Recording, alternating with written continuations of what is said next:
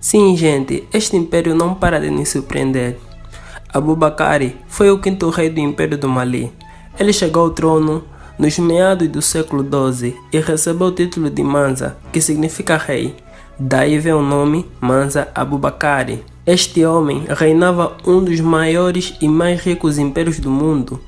O império controlava toda a região do oeste africano, com absurda abundância de riquezas, graças às descobertas de grandes quantidades de ouro em toda a região imperial.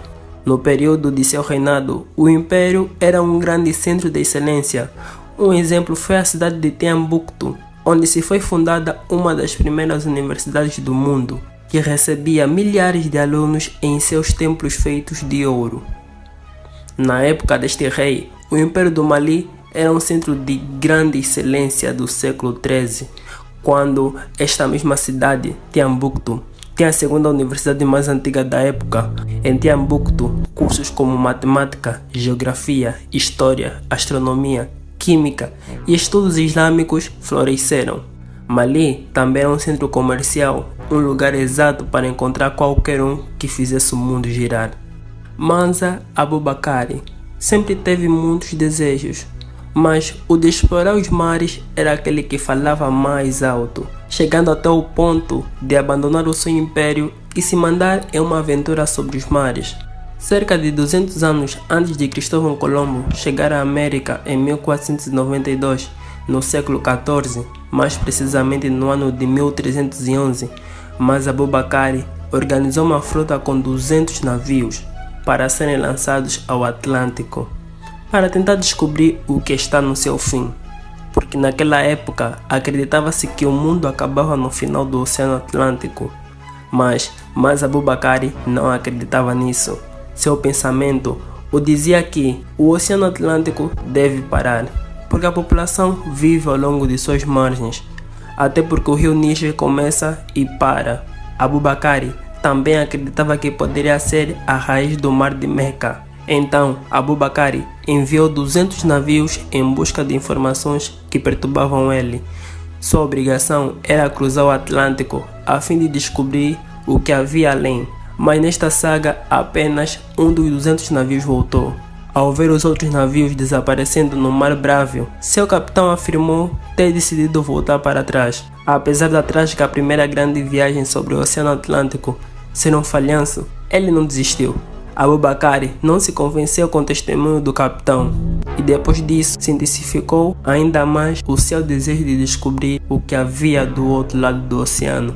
Então, Abubakar reuniu os melhores construtores de navios do Império do Mali, junto com os profissionais do Império do Egito, para assim juntos construírem os melhores navios da época. Estes navios foram construídos na costa que fica localizado entre Senegal e Gâmbia. O rei, com a ambição de não fracassar, projetou 2.000 navios. Sim, 2.000. Os reis do Império do Mali não poupavam nas despesas quando o assunto é aventurar-se. E foi neste mesmo ano, isso em 1311, que Abubakar abandonou seu império e abdicou de seu trono para Mansa Musa e se mandou na sua grande aventura. Todos os navios foram equipados para suportar tudo que possivelmente os encontrará no caminho. O rei Abubakar organizou uma viagem que poderia durar vários anos, e para isso ser possível, ele dividiu os 2.000 navios em duas partes. Nos 1.000 navios estava equipado com os melhores homens, feiticeiros, engenheiros, médicos, marinheiros e navegadores.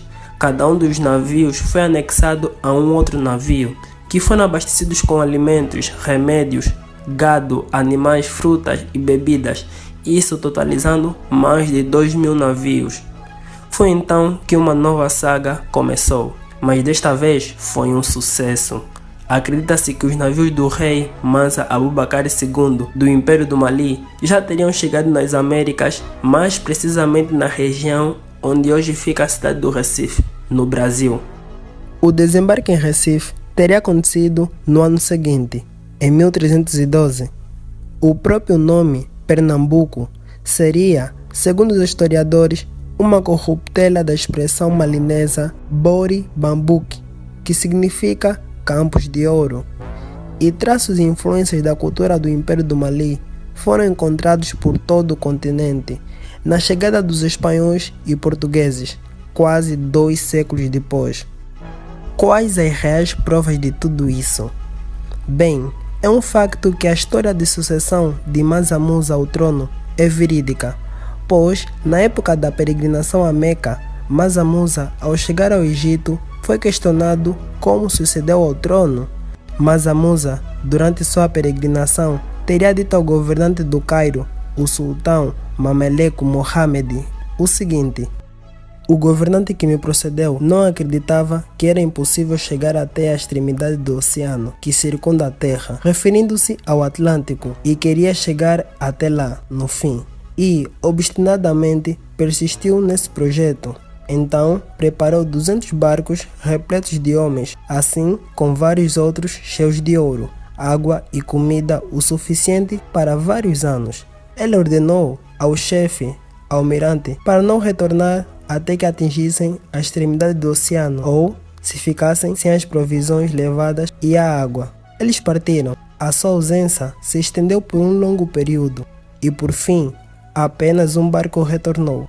Ao perguntarmos, o capitão nos disse o seguinte: príncipe, nós navegamos por um bom tempo, até que vimos no meio do oceano como se um grande rio estivesse correndo violentamente. Meu barco era o último, os outros estavam na minha frente. Logo que eles começaram a chegar no local, afundaram-se em um vórtice e nunca mais saíram. Eu naveguei de volta para escapar dessa corrente, porém, o sultão não acreditou nele. Ele ordenou que 2.000 barcos fossem preparados para ele e seus homens e outros 1.000 com água e comida. Então, ele transferiu sua regência para mim durante sua ausência e partiu com seus homens na viagem pelo oceano, nunca mais voltando nem dando sinal de vida. E foi assim que Mansa Musa chegou ao poder no Império do Mali, uma vez que ninguém mais retornou das expedições feitas no Oceano Atlântico. O tal rio citado pelo capitão muito provavelmente foi uma corrente marítima, a corrente marítima do norte equatorial, ou ainda a do Golfo do México, que são relativamente próximas das Américas.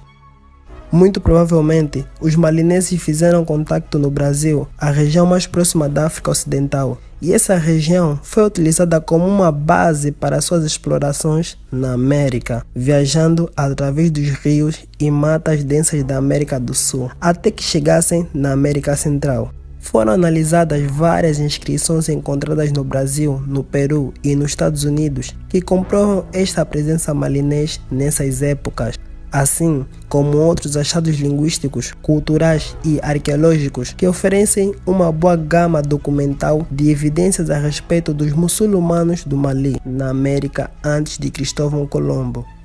Examinando as inscrições encontradas no Brasil, mais especificamente na Bahia e em Minas Gerais, assim como na costa do Peru, revela-se a presença desses muçulmanos africanos.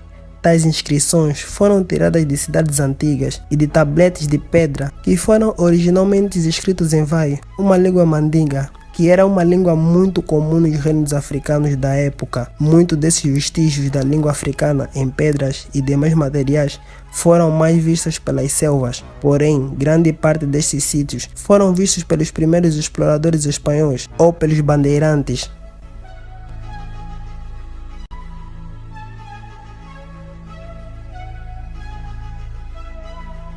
Vamos parar por aqui porque este vídeo já está ficando muito longo, mas ainda temos muito por dizer, pois as provas da presença dos africanos nas Américas antes de Colombo são várias, que vão desde os traços linguísticos e arquitetônicos até as vestimentas.